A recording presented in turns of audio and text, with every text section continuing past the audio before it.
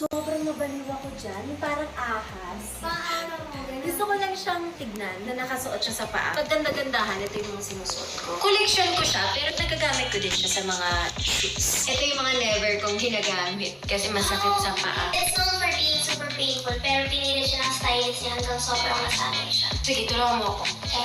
Paano natutulog? Tatakbo ako. Huwag ka nang gumako pa. Oo. Next.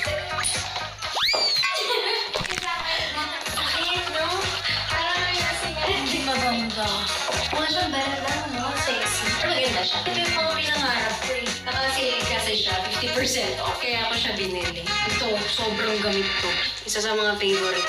So ito naman yung mga rubber shoes. Dati, nung medyo mga 5 years ako, mahilig ako magtakong. Pero ngayon gusto ko talaga ng mga rubber shoes lang. So ito yung favorite ko, yung Loewe On. And then meron akong brown, pink, black. Pag may favorite ako kasi bibili ko lahat ng color. Pero hindi ko pa nasusunod masyado. Konti. Kasi kung mapapansin nyo, sobrang addict ako sa mga neutral colors. Mahilig ako sa mga beige. Ito naman yung mga slippers ko. Ito naman yung mga pang susyalan. Lip-on. Slip-on. Ayoko yung may likod. Gusto ko yung mabilis lang suotin. Saka ano lang siya, aesthetic. Ito yung mga hilig ko. Mahilig ako sa mga butterfly. Pero never ko siya nasuot. Gusto ko lang siyang nakikita. Pampahappy ko yan. May plastic pa.